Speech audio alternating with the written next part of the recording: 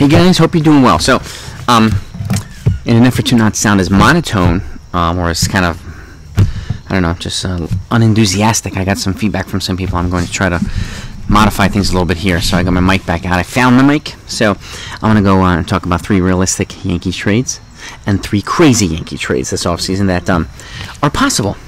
And then you let me know what you guys think. So I'm going to get right to it because the Yankees need a combination of a lot of stuff here. And the fact is, you know, in my opinion, if they're going to choose between Cashman and Boone, you move Cashman. And moving the GM has a bigger impact on the team than moving the manager right now. At least for the Yankees it would, because GM's the guy that constructs the team, that puts the team together for the manager. And the manager is clearly hamstrung here to a capacity. So, and that's where I think Aaron Boone, you know, if he moves, it's going to be more difficult to replace him than it would be to replace Brian Cashman. So with that said, let's get to these trades here. Okay, the first one, I'm going to go through my 3 realistic ones first.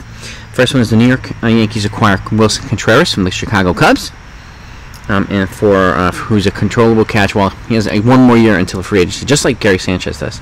But he's a better game caller, better defensive catcher. So, and I think he would do much better with the pitching rotation and the bullpen. He's a better game caller. So, for Yoendris Gomez, who's their number 10 prospect, a right-handed pitcher, and Alexander Vargas, the number 13 prospect, who's a shortstop. They can afford to move some position players, and Vargas, honestly, is the 4th or 5th ranked shortstop prospect. The Yankees are super deep in position player prospects. So this trade, this is definitely a doable trade.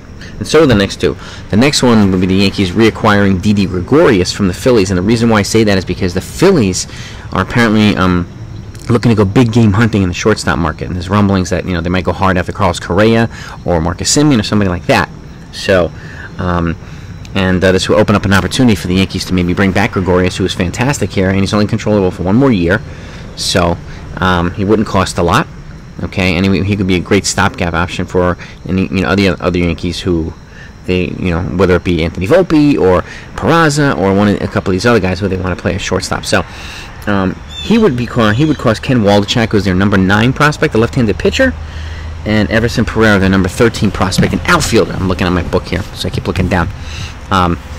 That's definitely a doable trade as well. And, you know, again, Didi Gregorius brings that lefty bat back to the lineup too, particularly if they happen to move on from Anthony Rizzo or or Gallo or one of their other left-handed hitters, or Gardner. So they need another lefty bat either way.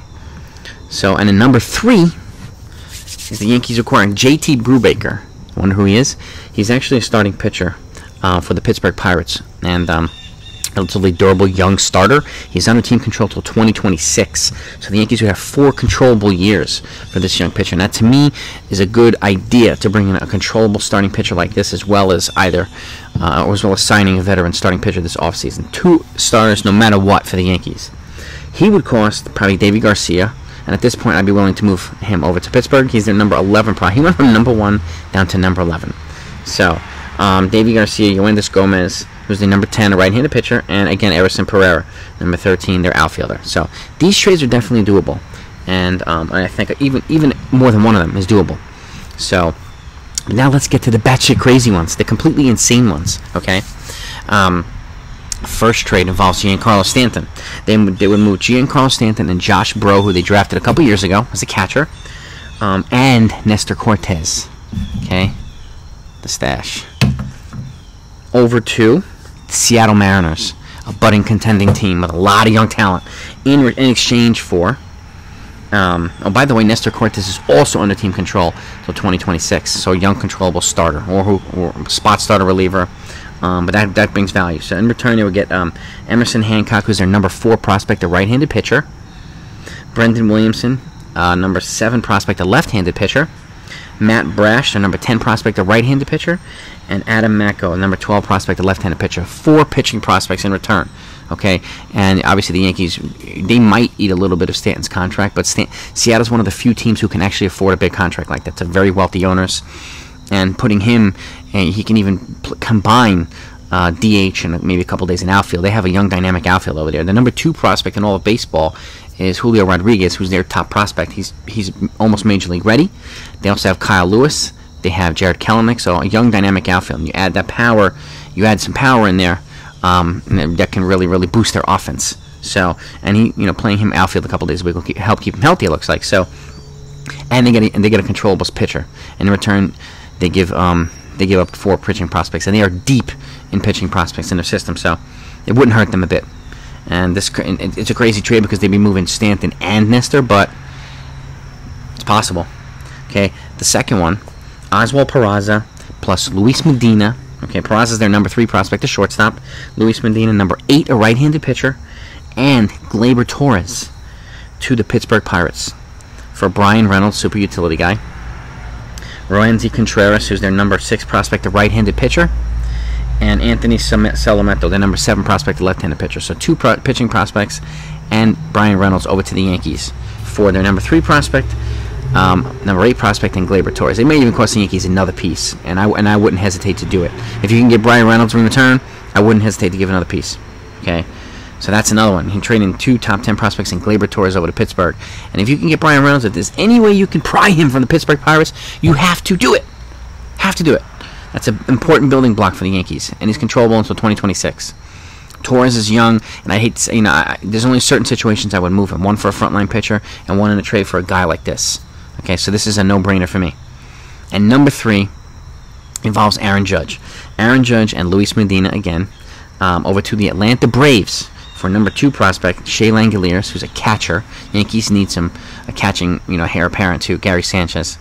Whether he comes back this year or not, they need an heir apparent to Gary Sanchez. Drew Waters, their number 3 prospect, an outfielder.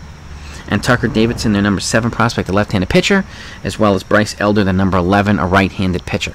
So 2 pitching prospects, 2 position prospects. It's going to cost at least that to get Aaron Judge. And then if you're adding Luis Medina, a top 10 pitching prospect for the Yankees, turns it into a blockbuster. But Atlanta makes a lot of sense. Now when they don't have to rush Ronald Acuna back from ACL injury, and he would be a good fit over to the National League, particularly if they happen to adopt a DH in the near future.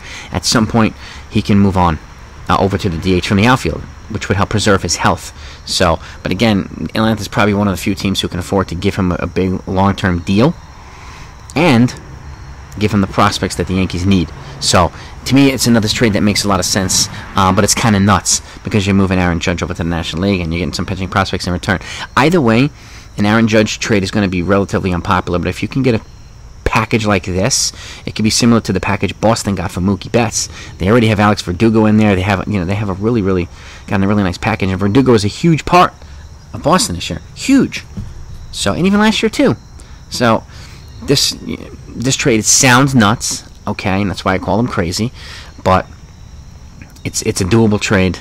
And the Yankees have to make a decision either way. They have to make their very best offer for an extension to Aaron Judge this offseason. And if he says no, you have to move him, and you have to go after a package like this. There's no 2 other ways about it, unless you're going to wait until next year and let him walk and get a compensatory pick in return.